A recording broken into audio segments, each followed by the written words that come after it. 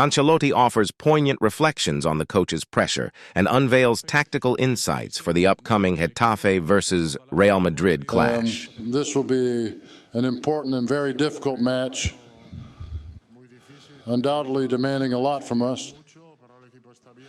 But the team is in good shape, and I hope we can put on a good performance. We will take into account all the challenges in the match. For instance, we know they are a well-organized team, handle the ball well, are strong in duels, and have a solid defensive line. It's going to be a tough match. I was expecting this question. Regarding this, I just want to say one thing. I don't want any of you to make comparisons or anything like that. I have a lot of respect for the work of all my colleagues, as well as for Xavi's.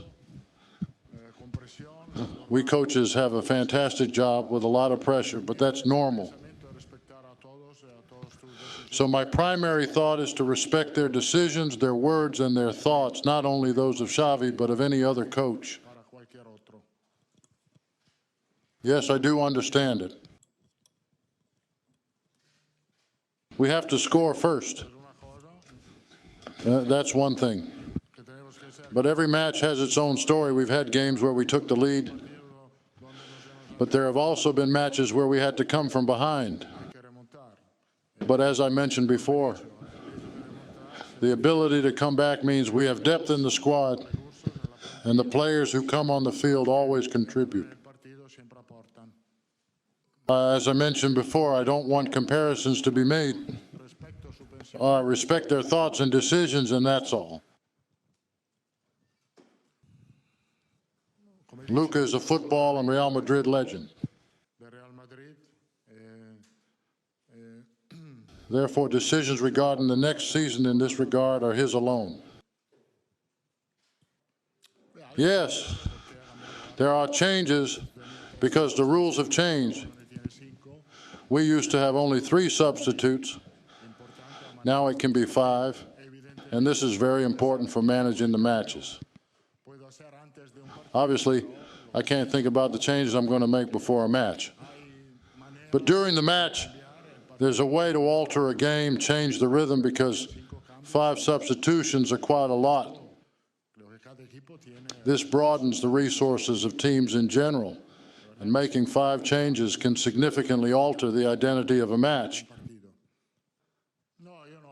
No, I don't speak to him separately. I see him during training as always. I think football-wise, he has reached his peak level. Physically, he is in good shape, and naturally, he is contributing a lot to the team with goals and especially creating dangerous situations. He's always attacking, and obviously at times he tries his game when he doesn't need to, but that's part of his own strength. Always trying to wear down the opponent. Well, what I can tell you from my personal experience is where I felt the most pressure, and that was during the early stages of my coaching career, managing in Italy's 2nd division. In those times, I found it challenging to handle the stress, to the point that one day I told my assistant in '96, this way I won't make it until 2000. But here we are in 2024, after 29 years of my career. You realize that gradually you get used to the pressure that comes with the position and that it turns into the fuel to do your job better. Well, I told you what I thought because you asked me about the reason why Luka didn't warm up. So I'll repeat it. I consider that, for example, a player like Arda Güler, if he's warming up and doesn't enter the game, then everything is fine. But this is something I can't do with Luka, who is 39 years old, has won 5 Champions League titles, and is a legend of the club. If I know he will contribute to the match, he warms up. If not, then he doesn't. Luka is aware of this.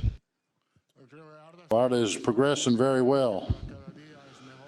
Each day he's improving in his physical performance and getting used to the intensity we have.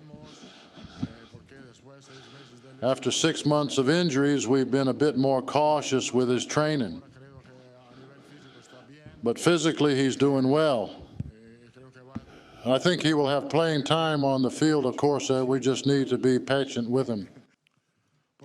The reason is that they are well organized. It's a team that plays well and has quality players. Borja Mayoral has scored 14 goals this season. They are a very direct team, strong, and fight with a lot of aggression, with an organized defense. It's a team I really like, and for that reason, I have to congratulate my friend Bordalas for his fantastic work. He has come to visit me when he wasn't working, and we spend some time together. We've talked about football, and we share the same concepts about the game, and that's it. I have many coach friends, and I have a lot of affection for him.